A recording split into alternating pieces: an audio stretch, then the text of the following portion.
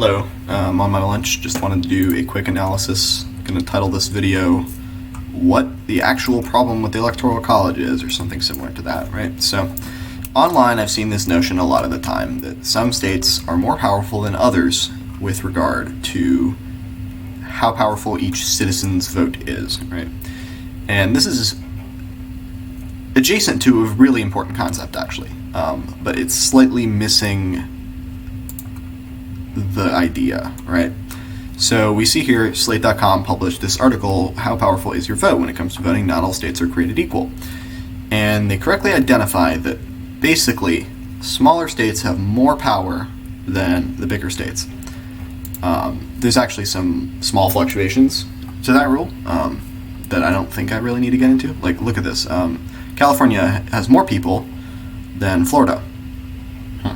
And yet California is less powerful than Florida. Anyway, just kind of an interesting note there, but it's not an absolute rule. It's just that the bigger states, ones with more people, tend to have less of this type of power than the smaller states with fewer people do. Okay, so this is an important concept, and we will be using it. However, it is not the most important reason why the Electoral College is an unfair system.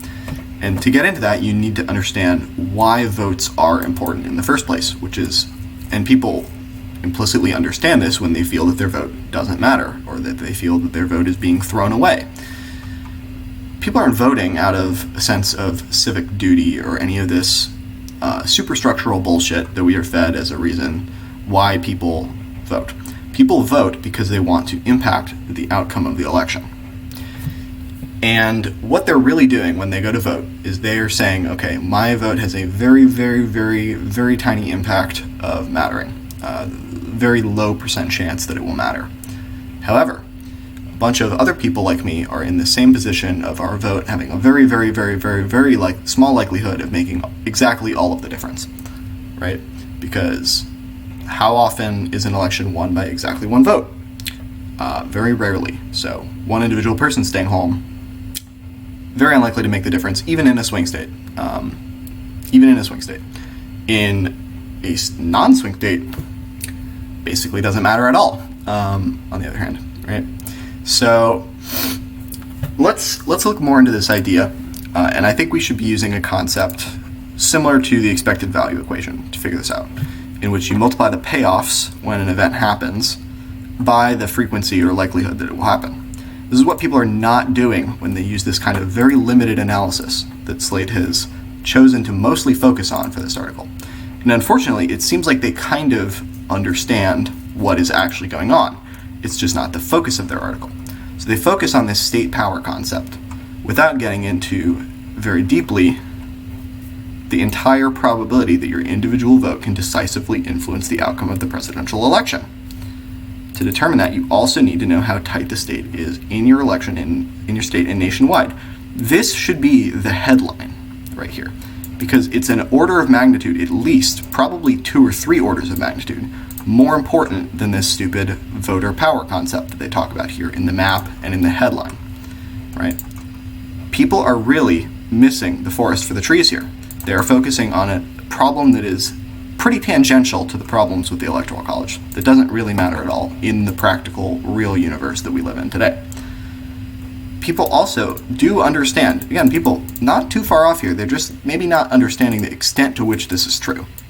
People understand that swing states are important. And that's because the swing states are the ones that are more likely to decisively shift the election one way or the other, right? We can see this here in 538's analysis. 538, I believe, has a more correct understanding of this concept than something like Slate does, right? Because they actually give you the numbers for it too. So we can look at this and we can see, it's a winding snake, so the Republicans are going to win the 3rd Nebraska congressional district, and the Democrats are going to win D.C. for sure. And then, it looks like Biden's just barely going to win North Carolina, right?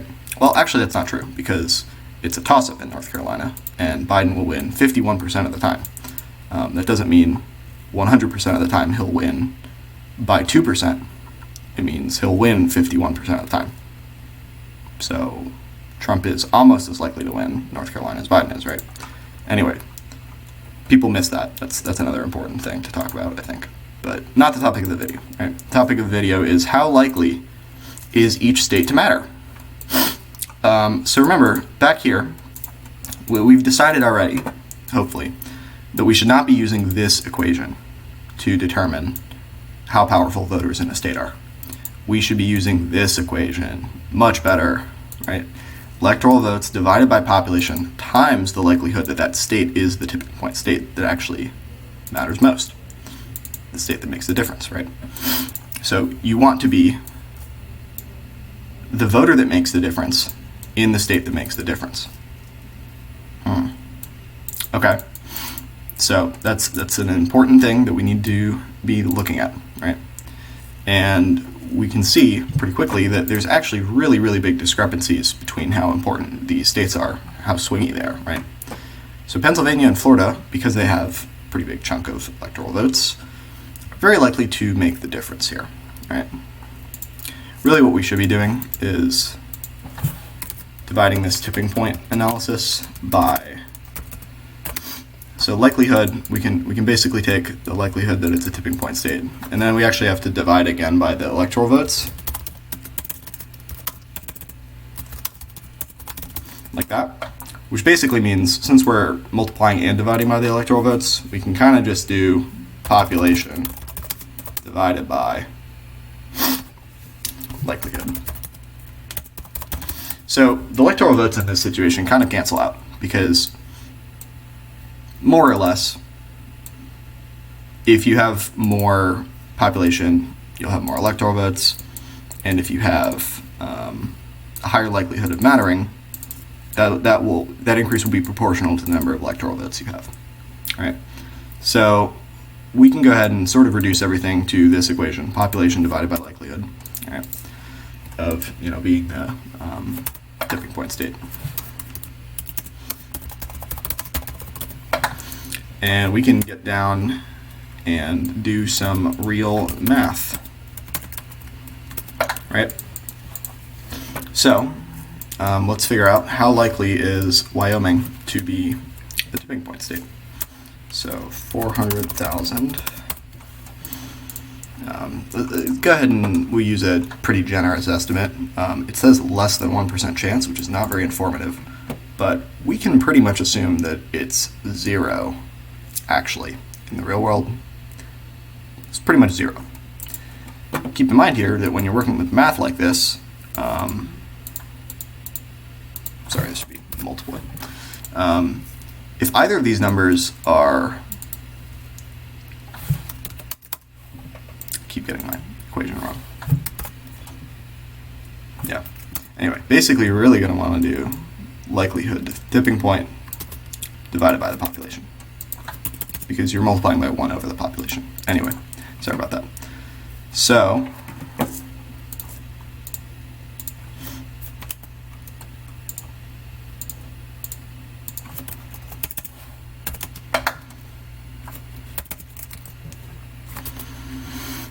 I think this is a fairly generous estimate for how likely Wyoming is to be a tipping point state. 0.5% of the time, right? It's really going to be less than that. And you can see here that this is the likelihood that an individual Wyoming's vote will determine the election, right? I want to run a similar analysis for Florida, and I already have some of the numbers ready to go for that. So there's 21 million people in Florida. But Florida is much, much more likely to be a consequential state, 21.6% of the time. So the way you write that is 216. And holy cow, that's actually a much bigger number. Look at that. It's still times 10 to the negative 8th, but it's an order of magnitude bigger than the Wyoming one. So, like that. And if you haven't seen scientific notation before, this basically means that actually the voters in Florida are 10 times as powerful as the voters in Wyoming, which is not what this stupid map leads you to believe. This stupid map leads you to believe that Wyoming has the highest vote power. Florida has, if you read it casually, literally the least vote power, but there's actually a 51st because they count DC. All right, so oops, like even in this absurd example, comparing the, quote unquote most powerful state to the second least powerful state,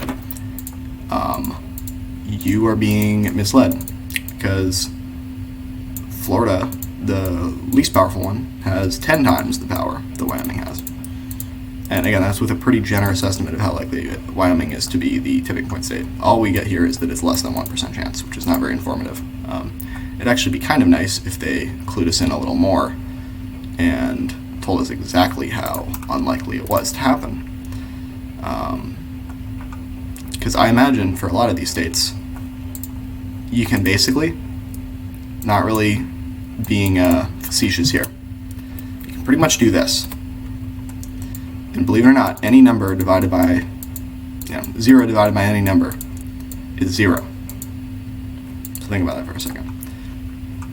If you live in California or New York, since your state has no chance of being the tipping point state, your vote doesn't have any power, right? So we gave a very generous example here, picking, we gave this equation here the best chance to actually show up and make a difference. And yet it is still dwarfed by the power of the mighty swing state. These swing states are much, much, much more likely to be close states that make the difference. And that's what we need to consider. Hopefully you agree with me.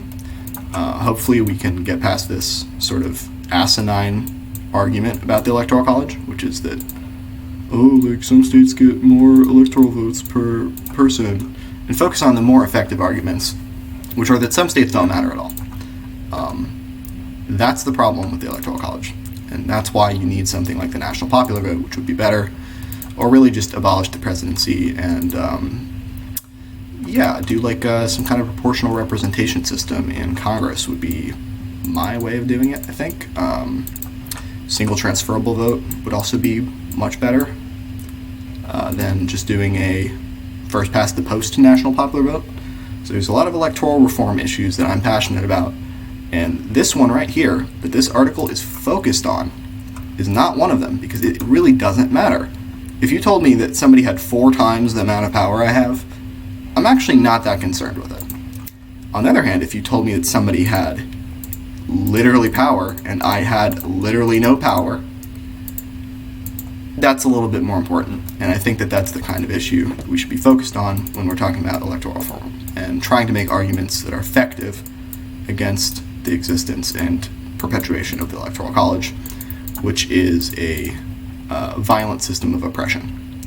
Hopefully you enjoyed this video. If you did, maybe send it to somebody who is making bad arguments. Thanks for watching.